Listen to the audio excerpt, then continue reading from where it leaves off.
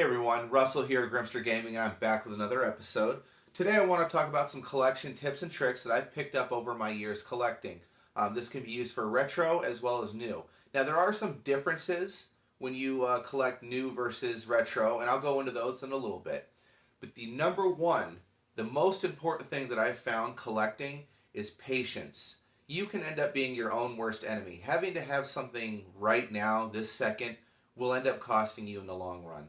Always wait. Be patient for that price or finding it used or discounted in some way. It always pays off.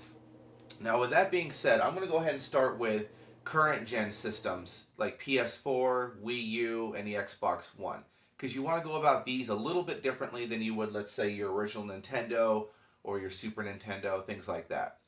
So, shopping for Xbox One games, I'm just going to use them since I shop for them most, so we're just going to use Xbox as an example. But this can be used, like I said, with Wii U, PlayStation 4. Doesn't matter. So, I go to buy an Xbox One game. I look at the price. $60.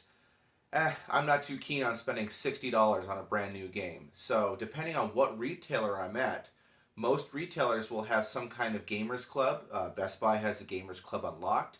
GameStop has that Power Up Rewards membership. Depending on what region you're in, I'm sure there's some other players out there that have programs like these.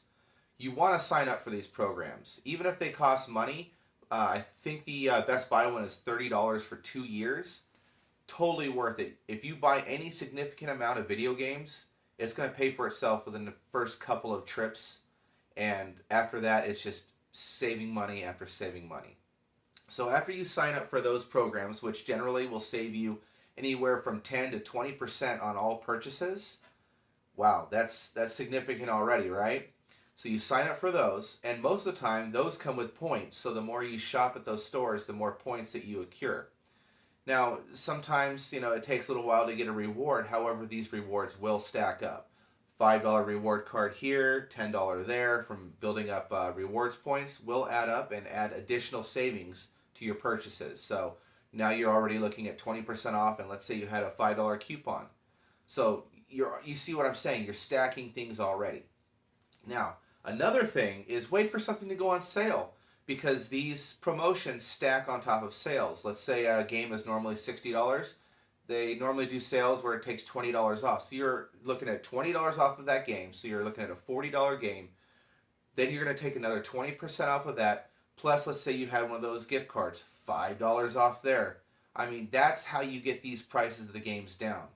Also, you don't need to buy a game sometimes day one. I mean, there are certain titles which, like Gears of War, Mass Effect is going to be one I'm probably going to pick it up on day one because those games I love. But a game that I'm kind of curious about, or I'm like, I think I'm going to like it, but I'm not 100% sure, I wait for the first price drop. That's going to save you a lot of money, and normally a first price drop will happen unless the game's like on fire, like just flying off the shelves, and they're having no problem selling it. Usually it's going to drop $10 to $15 within the first couple of months.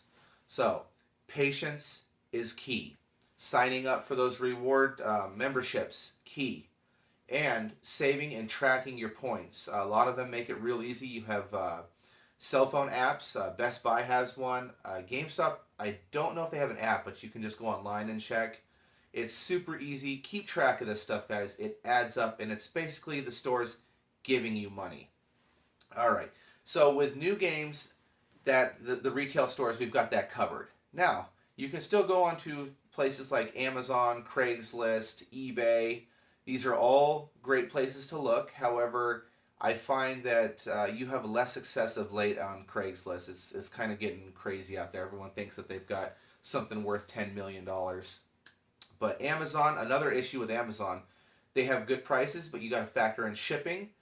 And a lot of times Amazon fucking sucks at shipping. They will crush your games. It's ridiculous. I've almost gotten to the point to where, it's Amazon.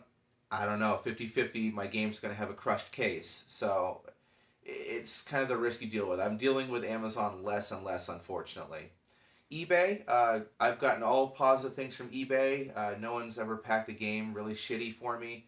Not to say that couldn't happen, but that's also a good resource. But Online, you just got to take into account that you're shipping, and a lot of times that's going to eat up a lot of any savings you're going to have. So my best bet with new games is I go to stores and I go through their bargain bins and I do what I told you guys just to do. I sign up for their clubs, I wait for stuff to go on sale, and then I clean them out. And it's simple as that. Let's see here. Now, for retro games, way different because obviously you can't walk into Best Buy and buy a Nintendo game. There are retail outlets that you can, however, you're going to be looking at paying almost maximum price. If you've really been looking for a game and you can't find that game anywhere and you have to have it, yeah, go to your local, retro video game store and pick it up. But just keep in mind you're going to be paying pretty much top dollar.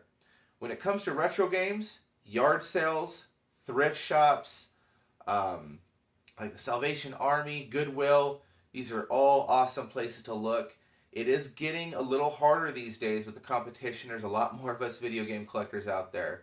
And some of these stores are actually starting to go online and getting a little wise to some of the true worth of it. And sometimes adding a little bit onto that, such as the Mario tax. Anything with Mario they add, $20 to. It's stupid. But there are still deals to be found.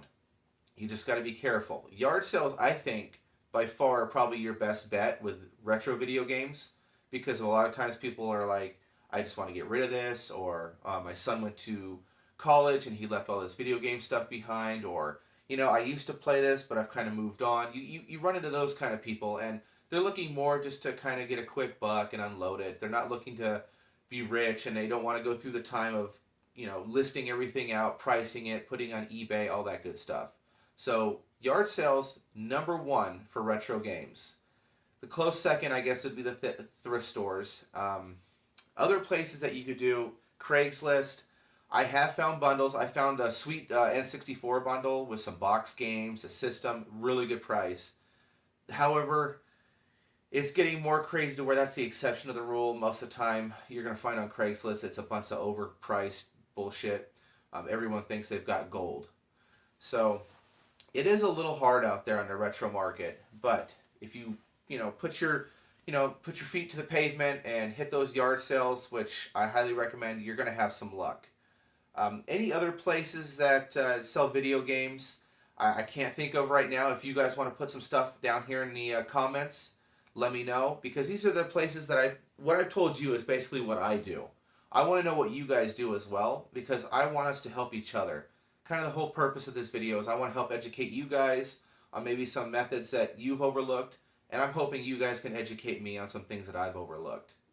So I hope I really could help you guys on your collections, getting them up there, saving you some money. I really hope so, because collecting is getting very expensive, and I want everyone to be able to enjoy this hobby. So please, guys, give me some comments down below. Let me know what you guys do. Maybe if I helped you, opened your eyes to anything, let me know. If you have any questions, put them down in the comments. Don't forget to thumb up this video. And as always, subscribe and game on, guys. Thank you.